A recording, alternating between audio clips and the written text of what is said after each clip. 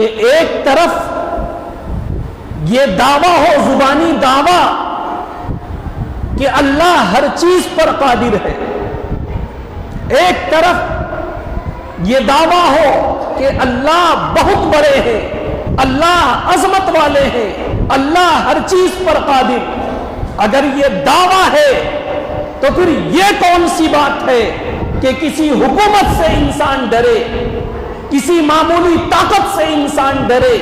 کسی کے پاس ذرا سے اسباب جمع ہو اور اس سے انسان ڈرے؟ ایمان کا تقاضا یہ ہے کہ اللہ کو سب سے بڑا مانا جائے، اللہ کو سب سے طاقتور مانا جائے۔ خدا کی قسم، امریکہ یا امریکہ جیسے بڑے بڑے ممالک اپنے پاس اسباب جنگ چاہے جتنا جمع کر لیں اور وہ دنیا میں اکنومی کے اعتبار سے بالکل اعلیٰ معیار پر کیوں نہ پہنچ جائیں، لیکن اللہ کے سامنے ان کی حیثیت چوٹی کے برابر بھی نہیں۔ قابل صد احترام میرے بزرگوں، بھائیوں، عزیزوں اور دوستوں، اس کائنات کو اللہ نے پیدا کیا اور اس کائنات میں اللہ نے بہت ساری مخلوقات کو پیدا فرمایا اور ان کے درمیان میں انسانوں کو اشرف المخلوقات بنایا، اور پوری کائنات کو گویا کہ انسانوں اور اشرف المخلوقات کی خدمت کے لیے مسخر کر دیا۔ اگر ہم اس پوری کائنات پر نظر ڈالیں تو یوں محسوس ہوتا ہے کہ پوری کائنات اللہ کی طرف سے انسانوں کے لیے ایک نعمت ہے اور کائنات کا ذرہ ذرہ انسانوں کی خدمت کے لیے۔ قرآن پاک کی آیت بھی اس جانب اشارہ کرتی ہے، هُوَ الَّذِي خَلَقَ لَكُم مَّا فِي الْأَرْضِ جَمِيعًا۔ اللہ وہ ذات ہے جس نے تمہارے لیے یعنی انسانوں کے لیے پوری زمین اور زمین کے اندر یا باہر جو چیزیں ہیں اسے بنایا۔ اللہ کے رسول صلی اللہ علیہ وسلم نے ایک موقع پر فرمایا تھا، الدنیا خلقت لکم وانکم خلقتم للآخرہ،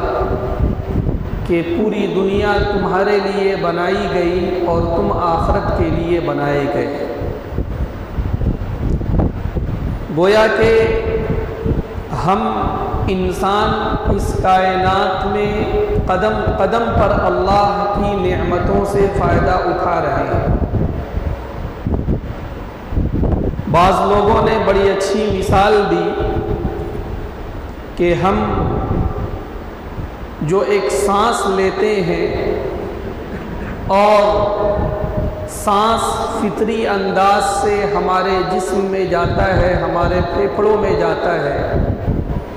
اور اس کے بعد اس کا جو اچھا حصہ ہوتا ہے، آکسیجن کا حصہ ہوتا ہے، وہ ہمارے جسم میں تحلیل ہوتا ہے، ہمارا جزو بدن بنتا ہے، اور اس کا جو نقصان دہ حصہ ہوتا ہے وہ ہمارے جسم سے کاربن ڈائی آکسائڈ کی شکل میں باہر نکلتا ہے۔ ہر آن اور ہر لمحے یہ عمل جو ہم کر رہے ہیں یہ خود اپنے آپ میں اللہ کی ایک زبردست نعمت ہے۔ اگر یہ سانس اندر چلی جائے اور باہر نہ آئے، سانس کے لینے میں کسی طرح کی دشواری ہو، سانس کے جزو بدن ہونے میں کسی طرح کی دشواری ہو، ماحول میں پھیلے ہوئے آکسیجن کو اپنے اندر جذب کرنے کی صلاحیت انسان سے اگر مفقود ہو جائے، وہ کس طرح کی پریشانیوں سے دوچار ہوتا ہے، اس کو ہم لوگوں نے اپنی آنکھوں سے مشاہدہ کر لیا۔ بہرحال ہر آن اور ہر لمحے ہم اللہ کی نعمتوں سے فائدہ اٹھا رہے ہیں۔ یہی وجہ ہے کہ اللہ نے قرآن پاک میں یہ فرما دیا وَإِن تَعُدُّوا نِعْمَةَ اللَّهِ لَا تُحْصُوهَا، کہ اگر تم اللہ کی نعمتوں کو شمار کرنا چاہو تم اللہ کی نعمتوں کو شمار نہیں کر سکتے۔ لیکن میرے بزرگوں، ان تمام نعمتوں کے درمیان میں سب سے عظیم المرتبت اور سب سے عظیم الشان جو نعمت ہے وہ ایمان کی نعمت ہے، وہ ہدایت کی نعمت ہے، وہ اسلام کی نعمت ہے، وہ صراط مستقیم کے مل جانے کی نعمت ہے، وہ اللہ کی معرفت کی نعمت ہے۔ یہ تمام نعمتوں میں سب سے عظیم الشان نعمت ہے۔ یہی وجہ ہے کہ اللہ نے قرآن پاک میں ایک موقع پر یہ فرمایا وَلَعَبْدٌ مُؤْمِنٌ خَيْرٌ مِّن مُشْرِكٍ وَلَوْ أَعْجَبَكُمْ، کہ اگر ایک طرف کوئی مومن غلام ہو اور غلام بھی ایسا کہ جس کے پاس کوئی دنیا کا ساز و سامان نہ ہو،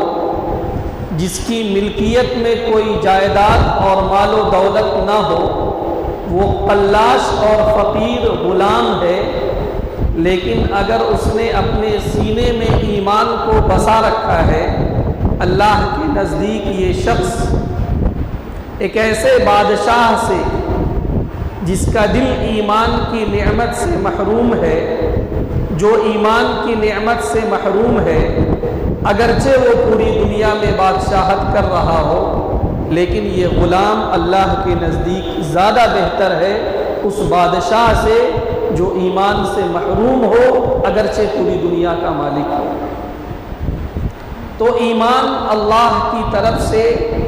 ایک بہت بڑی اور بڑی عظیم الشان نعمت ہے، اللہ کا کرم ہے کہ ہم خاندانی مسلمان ہیں، ہم کنورٹڈ مسلمان نہیں۔ ہمارے ابا مسلمان تھے، ہمارے دادا مسلمان تھے، ہمارے پردادا مسلمان تھے، ہماری والدہ مسلمان تھی، ہمارا ننیال مسلمان تھا، مسلمان بستی میں ہم پیدا ہوئے، ایمان والوں کے درمیان میں ہم پیدا ہوئے۔ ایمان لانے کی کوئی قیمت ہمیں چکانی نہیں پڑی ہے، لیکن تھوڑا سا تاریخ کے اوراق کو پلٹیے اور دیکھیے کہ جس وقت اللہ کے رسول صلی اللہ علیہ وسلم نے مکے کے ماحول میں ایمان کی طرف لوگوں کو بلانا شروع کیا، شرک اور بت پرستی کے ماحول میں جو ایمان میں داخل ہوتا تھا اسے کس طرح کی پریشانیوں کا سامنا کرنا پڑتا تھا۔ وہ ایک دلخراش داستان ہے۔ صحابہ نے اس لائن میں جو مجاہدے برداشت کیے ہیں وہ بالکل بے مثال مجاہدے ہیں، اور یہ عجیب و غریب بات ہے کہ یہ صرف تاریخ کا حصہ نہیں بلکہ تاریخ کے ہر دور میں اور موجودہ زمانے میں بھی بہت سارے لوگ ایسے ہوتے ہیں کہ جب وہ دوسرے مذاہب سے ایمان میں داخل ہوتے ہیں، اسلام میں داخل ہوتے ہیں، تو انہیں اپنے ایمان اور اسلام کی بڑی قیمت چکانی پڑتی ہے۔ ہم سب جانتے ہیں کہ ایک زمانے میں سوویت یونین کے نام سے ایک بہت سارے ملکوں کا ایک اجتماع تھا جہاں پہ اشتراکی نظام تھا، اشتراکی حکومت تھی، لیکن ایک زمانہ ایسا آیا کہ وہ سوویت یونین ٹوٹا، وہ اشتراکی نظام حکومت ختم ہوئی اور اس سے بہت سارے ملک آزاد ہوئے۔ ان ملکوں کا حال یہ تھا کہ اعلانیہ اذان دینے کی تو خیر بات چھوڑیے، میں 1400 سال پہلے کی بات نہیں کر رہا، میں اس صدی یا اس سے پہلے والی صدی کی بات کر رہا ہوں۔ میں اس علاقے کی بات کر رہا ہوں جن علاقوں میں اسلام کے بڑے بڑے ائمہ پیدا ہوئے۔ امام بخاری کا تعلق جس سرزمین سے تھا، امام مسلم کا تعلق جس سرزمین سے تھا، بڑے بڑے علماء اور محدثین اور فقہا جس سرزمین سے تعلق رکھتے تھے، وہاں پہ یہ مرحلہ بھی لوگوں نے دیکھا ہے کہ اعلانیہ اذان کی بات چھوڑیے، اعلانیہ نماز کی بات چھوڑیے، اعلانیہ اسلام کے کسی شاعر پر عمل کرنے کی بات چھوڑیے۔ اگر کسی کے بارے میں یہ معلوم ہوتا تھا کہ اس شخص نے اپنے گھر میں چھپ کر نماز ادا کی ہے، حکومت کے کارندے آتے تھے، حکومت کی پولیس آتی تھی اور سارے لوگوں کو لے جاتی تھی، قید بامشقت میں انہیں رکھا جاتا تھا اور کبھی کبھی پھانسی بھی دے دیا جاتا تھا۔ یہ ایمان کی قیمت لوگوں نے پرانے زمانے میں بھی چکایا ہے اور لوگ آج کے زمانے میں بھی چکا رہے ہیں۔ اللہ کا کرم ہے کہ ابھی تک اللہ نے ہمیں وہ ماحول دے رکھا ہے کہ ہم اعلانیہ اذان دیتے ہیں، ہم اعلانیہ جماعت کے ساتھ نماز پڑھتے ہیں، ہم اعلانیہ اپنے دینی شاعر پر عمل کرتے ہیں اور بغیر کسی خوف و خطر کے ہم ان اعمال کو بجا لاتے ہیں۔ یہ اللہ کا کرم۔ میرے بزرگوں، اسلام میں داخل ہونے اور ایمان میں آنے کے بہت سارے تقاضے ہوتے ہیں۔ ان تقاضوں میں جو سب سے پہلا تقاضا ہوتا ہے وہ یہ ہے کہ ایک ایمان میں داخل ہونے والا، ایک مسلمان ہونے والا، ایک اپنے آپ کو مسلمان اور مومن کہنے والا شخص وہ اللہ کو پہچانے، وہ اللہ کی معرفت حاصل کرے، وہ اللہ کی صفات کا ادراک کرے، وہ اللہ کی صفات میں غور کرے۔ اللہ نے جو اپنا تعارف قرآن پاک میں بیان کیا ہے اس کو وہ سنے، غور کرے۔ اللہ کی معرفت کا حاصل کرنا، اللہ کو جاننا کہ اللہ کون ہے۔ آپ کہیں گے مولانا یہ کوئی نئی بات تو آپ نہیں کہہ رہے ہیں، ہم لوگ بچپن سے یہ تذکرہ سنتے چلے آئے ہیں۔ یقیناً ایک سرسری ایمان اللہ کا کرم ہے بچپن سے ہمارے دل میں جاگزی، اللہ کا ایک سرسری تعارف بچپن سے ہمارے دل میں جاگزی ہے، لیکن کیا اللہ جیسا اپنا تعارف چاہتے ہیں، اللہ کی معرفت حاصل کرنے کا جو حق ہے وہ ہم ادا کر رہے ہیں؟ اللہ نے خود قرآن پاک میں فرمایا وَمَا قَدَرُ اللَّهَ حَقَّ قَدْرِهِ، کہ سچی بات یہ ہے کہ لوگوں نے اللہ کی قدر کرنے کا جو حق تھا وہ ادا نہیں کیا، لوگوں نے اللہ کو پہچاننے کا جو حق تھا وہ ادا نہیں کیا، لوگوں نے اللہ کا تعارف حاصل کرنے کا جو حق تھا وہ ادا نہیں کیا۔ اگر کسی کو اللہ کا تعارف حاصل ہو جاتا، اگر کسی کو معرفت الہی حاصل ہو جاتی، پھر اس کی زندگی کا انداز دوسرا ہوتا۔ میرے بزرگوں، اس مضمون کو ہم بڑا ہلکا سمجھتے ہیں، لیکن اہل علم یہاں پر موجود ہیں۔ اللہ سبحانہ و تعالی نے اپنی ذات کا تعارف قرآن پاک میں جو کرایا ہے، قرآن پاک کی تلاوت آپ کرتے جائیں، اللہ اگر توفیق دے تو اس کے ترجمے کو آپ پڑھتے جائیں۔ سورہ فاتحہ قرآن پاک کا خلاصہ، اللہ نے شروعات ہی اپنے تعارف سے کرایا۔ الحمدللہ رب العالمین الرحمن الرحیم مالک یوم الدین ایاک نعبد و ایاک نستعین۔ بزرگوں نے، علماء نے ایک بڑا عجیب نقطہ یہاں پہ بیان کیا ہے کہ اللہ کی بہت ساری صفات میں خالق اللہ، رازق اللہ، قادر اللہ، اللہ کی بے شمار صفات ہیں، اللہ کے بہت سارے اچھے نام ہیں۔ وَلِلَّهِ الْأَسْمَاءُ الْحُسْنَى، تمام اچھے نام اللہ کے ہیں، لیکن ان تمام ناموں کے درمیان میں اللہ نے اپنے ذاتی نام کے بعد جو سب سے پہلا صفاتی نام قرآن پاک میں بیان کیا ہے وہ ہے رب۔ الحمدللہ رب العالمین۔ اللہ، اللہ کا ذاتی نام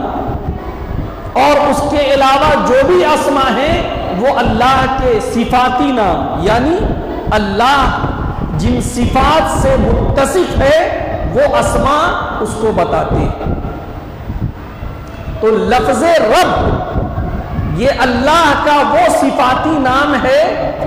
جس سے اللہ نے قرآن پاک کی شروعات کی، اور یہی وہ صفاتی نام ہے جس سے اللہ قرآن پاک کا اختتام کر رہا ہے۔ قل اعوذ برب الناس، اور یہی وہ صفاتی نام ہے جس نام سے اللہ نے قرآن پاک کے نزول کی ابتدا کی۔ اقرأ باسم ربک الذی خلق۔ رب کیا مطلب؟ رب کا ایک عام مطلب یہ ہے کہ انسان کی پیدائش سے لے کر اس کی موت تک، انسان کی پیدائش سے لے کر اس کی موت تک انسان کی جملہ ضروریات کو پورا کرنے والی ذات وہ رب کہلاتی ہے، اور وہ اللہ ہے۔ آج دین سے ہماری دوری کا، شریعت سے ہماری دوری کا، سنتوں سے ہماری دوری کا، اللہ کی معرفت سے ہماری دوری کا، نمازوں سے ہماری دوری کا، قرآن پاک سے ہماری دوری کا، اذکار سے ہماری دوری کا، دین کے تقاضوں سے ہماری دوری کا، دین کی دعوت سے ہماری دوری کا جو بنیادی سبب ہے وہ یہی ہے۔ اپنی ضروریات ہے، اپنے بال بچوں کی ضروریات ہے، اپنے اعزاء و اقارب کی ضروریات ہے، کاروبار کے تقاضے ہیں، کھیتی باڑی کے تقاضے ہیں، پڑھنے کے تقاضے ہیں، اور بہت سارے تقاضے، اور وہ تمام تگودو کس لیے؟ تاکہ ہماری ضروریات ڈھنگ سے پوری ہو جائے۔ اللہ نے تو اس کا ذمہ لے لیا۔ الحمدللہ رب العالمین۔ خیر، تو میں یہ عرض کر رہا تھا کہ اللہ کی ذات کا تعارف ایک ایسا عظیم الشان موضوع ہے کہ قرآن پاک آپ شروع کیجئے، قرآن پاک آپ پڑھتے چلے جائیے، اور قرآن پاک کے اختتام تک آپ پہنچ جائیے، بہت سارے مضامین آپ کو ملیں گے، لیکن ہر جگہ مضامین کے درمیان میں جا بجا آپ کو اللہ کا تعارف بھی ملے گا۔ بڑی اچھی بات بزرگوں نے مثال دی کہ جس طرح سے ایک زیور تیار کیا جاتا ہے، سونے کا زیور ہو، چاندی کا زیور ہو، یا کوئی اور زیور ہو، اور درمیان میں قیمتی پتھر، ہیرے اور نگینے اس زیور میں جڑ دیے جاتے ہیں، اور وہ ہیرے اور نگینے گویا کہ اس زیور کی خوبصورتی میں چار چاند لگا دیتے ہیں۔ اسی طرح قرآن پاک کے مضامین پر جب آپ نظر ڈالیں گے تو آپ کو یہ محسوس ہوگا کہ کبھی آپ نماز کے بارے میں معلومات حاصل کر رہے ہیں، پھر سے اللہ کا تعارف، کبھی آپ زکوٰۃ کی بات پڑھ رہے ہیں، پھر سے اللہ کا تعارف، کبھی آپ روزے کی بات پڑھ رہے ہیں، پھر سے اللہ کا تعارف، کبھی آپ کسی نبی کا تذکرہ پڑھ رہے ہیں، درمیان میں اللہ کا تعارف، کبھی آپ دعوت کے لائن میں جو مجاہدے نبیوں نے برداشت کیے وہ پڑھ رہے ہیں، درمیان میں اللہ کا تعارف، کبھی آپ نبیوں اور نبیوں کے مخالفین کے درمیان میں جو بحث و مباحثہ ہوا اس کو پڑھ رہے ہیں، اس کے درمیان میں اللہ کا تعارف۔ گویا کہ ہیرے اور نگینے کی طرح اللہ کا تعارف پورے قرآن پاک میں پھیلا ہوا ہے۔ مقصود کیا ہے؟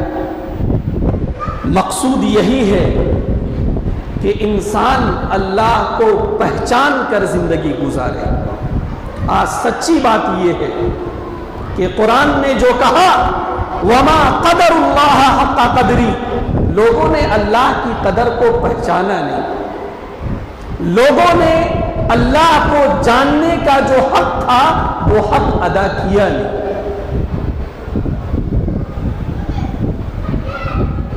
ایک موقع پر کسی بادشاہ کے زمانے میں اس نے اعلان کیا بھرے دربار میں کہ چلو آج جو جس چیز پر ہاتھ رکھ دے، چاہے وہ بہت زیادہ قیمتی کیوں نہ ہو، وہ چیز اس کی۔ لوگوں نے دیکھا کہ بڑا اچھا موقع ہے، گولڈن چانس ہے، لوگ تیار ہو گئے کہ بادشاہ کی طرف سے جیسے اعلان ہوگا وہ سونے کی کرسی پہ ہم ہاتھ رکھیں گے، وہ جو ہیرے کا ہار دکھ رہا ہے اس پہ ہم ہاتھ رکھیں گے، وہ جو بادشاہ کا تاج دکھ رہا ہے اس پہ ہم ہاتھ رکھیں گے۔ بادشاہ کی طرف سے اعلان ہوا، تمام لوگوں نے اپنی پسندیدہ چیزوں پر ہاتھ رکھ دیا۔ بادشاہ کی ایک باندی تھی، اس نے بادشاہ کے سر پہ ہاتھ رکھ دیا۔ بڑا تعجب ہوا بادشاہ کو، کہا کہ بڑی بیوقوف عورت ہے، میری طرف سے اعلان ہوا کہ جو جس پر ہاتھ رکھ دے وہ چیز اس کی، کسی قیمتی سامان پر ہاتھ رکھنا چاہیے، عورت ہو کسی زیور پر ہاتھ رکھنا چاہیے، یہ تم نے بادشاہ کے سر پر ہاتھ رکھ دیا، کیا بات؟ کہا بادشاہ سلامت، اپنی اپنی سوچ کا انداز ہے، جن لوگوں نے جس سامان پر ہاتھ رکھا وہ اس کا ہو گیا، میں نے بادشاہ پر ہاتھ رکھا،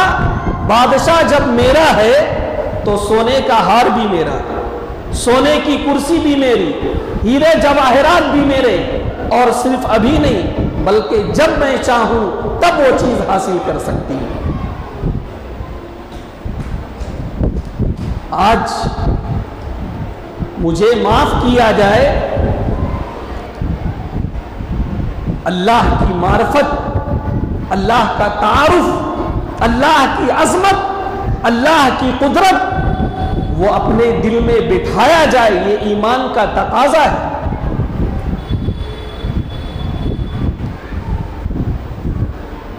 آج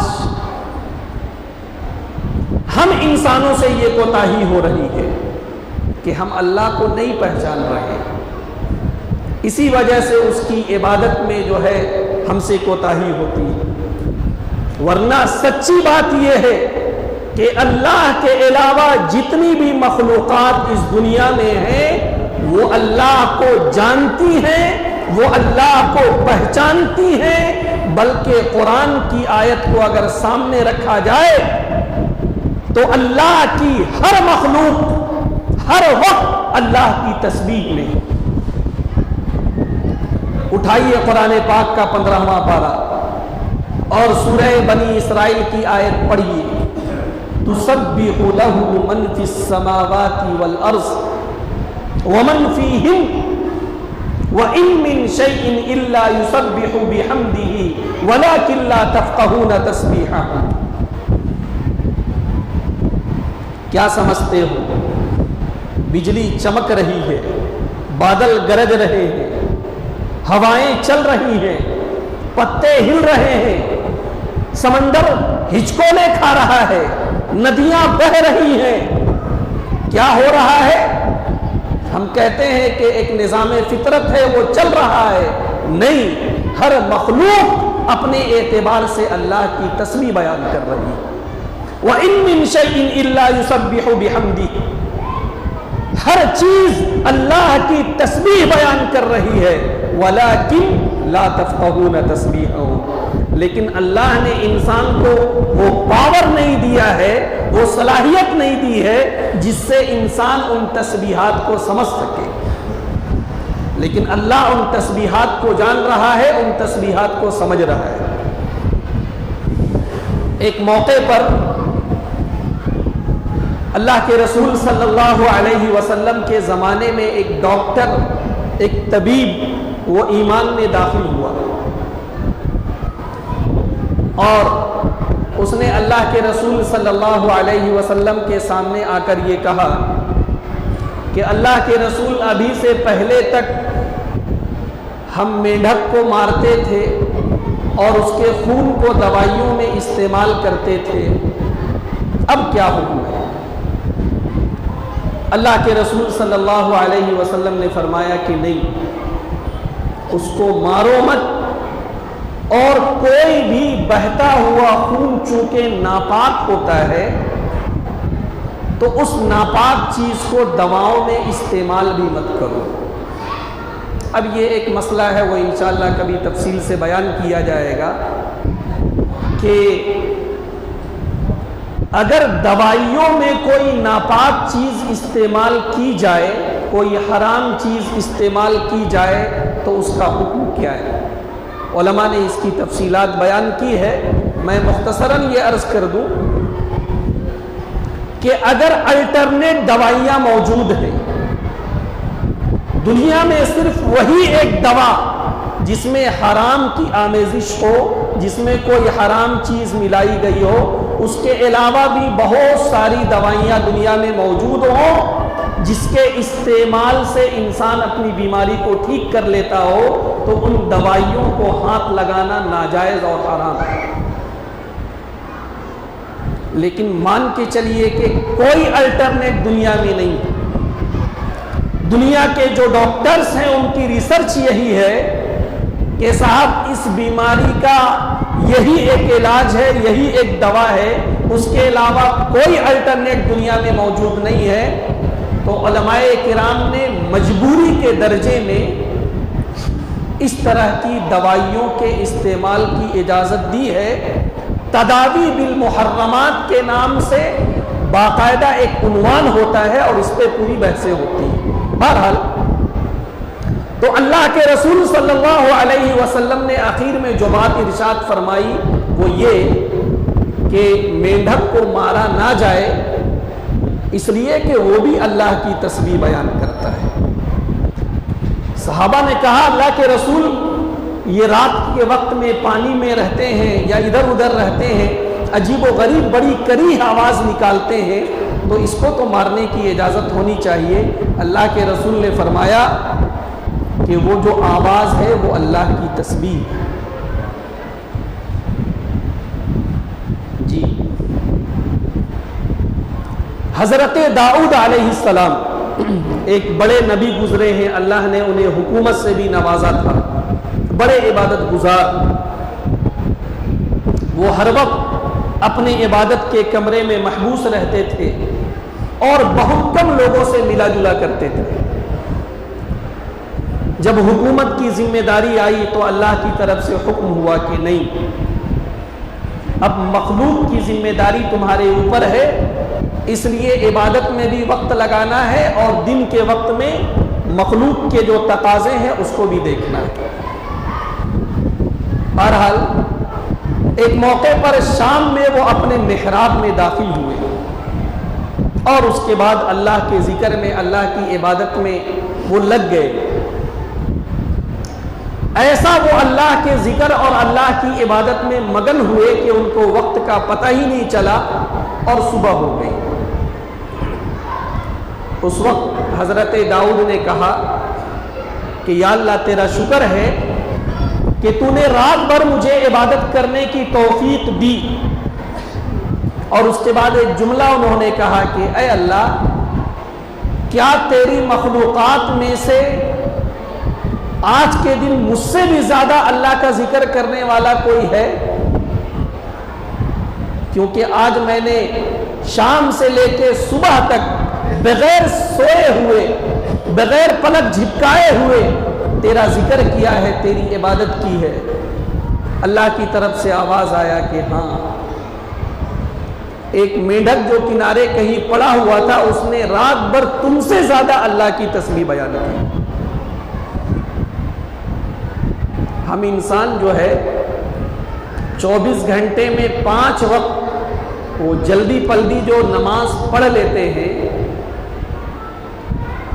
ہم یہ سمجھتے ہیں کہ ہم نے اللہ پر احسان کر دیا، عبادت کر کے ہم نے اللہ پر احسان کر دیا۔ اس طرح کی عبادتوں کو اللہ کی کوئی ضرورت نہیں۔ اللہ کی ہر مخلوق ہر وقت عبادت میں ہے۔ اللہ کے رسول صلی اللہ علیہ وسلم نے ایک موقع پر یہ فرمایا تھا، لوگوں یاد رکھنا، تم اگر عبادت کرتے ہو اس کا نفع تمہیں ملے گا۔ تمہاری عبادت سے اللہ کی کبریائی میں، اللہ کی عظمت میں، اللہ کی بڑائی میں کوئی اضافہ ہونے والا نہیں۔ اور تم خدا نخواستہ اگر عبادت چھوڑ دو، اس کی وجہ سے اللہ کی عظمت اور کبریائی اور بڑائی میں کوئی کمی بھی آنے والی نہیں۔ حضرت سلیمان کا دور ہے، اللہ نے پوری دنیا کی حکومت انہیں عطا فرمائی تھی۔ ان کا بھی واقعہ قرآن پاک میں جا بجا مذکور ہے، اور قرآن پاک کے 19ویں پارے میں جو سورہ نمل ہے اس میں خصوصی طور پر ایک موقع پر یہ ہوا کہ بارش بند ہو گئی اور قحط کا زمانہ آ گیا۔ تو جب بارش بند ہو جاتی ہے، قحط کا زمانہ آتا ہے، تو شریعت نے ہمیں ایک حکم دیا ہے کہ نماز استسقاء ادا کی جائے۔ استسقاء یعنی اللہ سے بارش کو مانگنا، وہ ایک خاص ترتیب کے ساتھ نماز ادا کی جاتی ہے۔ آبادی کے لوگ کسی کھلے میدان میں، کھلی جگہ میں جمع ہوتے ہیں، بلکہ یہ بھی کہا گیا ہے کہ اگر گاؤں دیہات کے لوگ ہوں تو بچے بوڑھے سب باہر نکلیں، اگر جانور بھی ہو تو اس کو بھی ساتھ میں، گویا کہ پوری آبادی اور پوری مخلوق اللہ کے در میں جا کے پڑ جائے کہ یا اللہ اب اگر تو نے بارش نہیں برسائی تو ہم جو ہے ہلاک ہو جائیں گے۔ یہ ہے صلاۃ استسقاء۔ بہرحال حضرت سلیمان کے دور میں جب اس طرح کی بات پیش آئی، آپ بھی اپنے لاؤ لشکر کے ساتھ لوگوں کے ساتھ نکلے۔ درمیان میں چونٹیوں کی ایک آبادی تھی۔ چونٹیوں کی آبادی کے بغل سے جو راستہ تھا وہاں سے حضرت سلیمان علیہ السلام کا گزر ہونا تھا۔ چونٹی نے جب یہ دیکھا کہ سلیمان اپنے لاؤ لشکر کے ساتھ آ رہے ہیں تو چونٹی کی جو رانی تھی اس نے اعلان کیا، یا ایھا النمل ادخلوا مساکنکم، قرآن کی آیت ہے، اللہ نے بیان کیا کہ اے چونٹیوں اپنے اپنے بلوں میں چلی جاؤ، لا یحطمنکم سلیمان وجنودہ وہم لا یشعرون، ایسا نہ ہو کہ سلیمان اور اس کا لشکر تمہیں روند ڈالے اور ان کو پتہ بھی نہ چلے۔ حضرت سلیمان کا معاملہ یہ تھا، وعلمناہ منطق الطیر، اللہ نے خصوصی طور پر حضرت سلیمان کو پرندوں، جانوروں اور چھوٹی چھوٹی مخلوقات کی بولی کا علم دیا تھا۔ وہ جو لینگویج آپس میں بولتے ہیں، کیا بول رہے ہیں، حضرت سلیمان علیہ السلام اس کو سمجھتے تھے۔ حضرت سلیمان علیہ السلام نے چونٹی کی جب یہ بات دیکھی تو آپ کو بڑا تعجب ہوا۔ اس کے بعد ایک عجیب و غریب بات پیش آئی جس کا تفسیر کی کتابوں میں ذکر ہے، وہ یہ کہ ساری چونٹیاں جب اندر چلی گئی تو جو رانی چونٹی تھی وہ زمین پر لیٹ گئی اور اس نے اپنے تمام پیر کو آسمان کی طرف کر دیا، گویا کہ وہ سراپا اللہ کے سامنے دعا میں لگ گئی۔ اور اس کے بعد اس نے ایک جملہ کہا کہ یا اللہ، اب صورتحال تو ایسی ہے کہ یا تو بارش نازل فرما یا ہمیں ہلاک کر دے۔ حضرت سلیمان جو صلاۃ استسقاء ادا کرنے کے لیے آ رہے تھے، اللہ سے بارش طلب کرنے کے لیے آ رہے تھے، انہوں نے اپنے لشکر کو حکم دیا کہ چلو واپس چلو۔ اللہ کی ایک بہت ہی معمولی لیکن بڑی عظیم الشان مخلوق نے اللہ سے اس انداز سے مانگا ہے کہ اب اللہ ضرور دے گا۔ حضرت سلیمان کا لشکر اپنے قیامگاہ تک پہنچا بھی نہیں تھا کہ بارش آنا شروع ہو گئی۔ میرے بزرگوں، مقصود یہ ہے کہ اس دنیا کی ایک معمولی مخلوق بھی اللہ کو جان کر، اللہ کو پہچان کر، اللہ کی معرفت کے ساتھ، اللہ کی صفات کی معرفت کے ساتھ، اللہ کی عظمت کو پہچانتے ہوئے زندگی گزار رہی ہے۔ لیکن ہم انسان جسے اللہ نے اشرف المخلوقات بنایا ہے، جسے اللہ نے تمام مخلوقات کا سردار بنایا ہے، ہم بھی اسی تعارف کے ساتھ، ہم بھی اللہ کی اس معرفت کے ساتھ زندگی گزار رہے ہیں یا نہیں، یہ ایک سوالیہ نشان ہے۔ اپنا اپنا جائزہ لینے کی ضرورت ہے اور اپنی اپنی اصلاح کرنے کی ضرورت ہے۔ اللہ سے دعا کریں کہ جو باتیں عرض کی گئی ہیں اللہ ہمیں ان باتوں پر غور و فکر کی توفیق سے نوازے۔ آمین۔ وآخر دعوانا ان الحمد للہ رب العالمین۔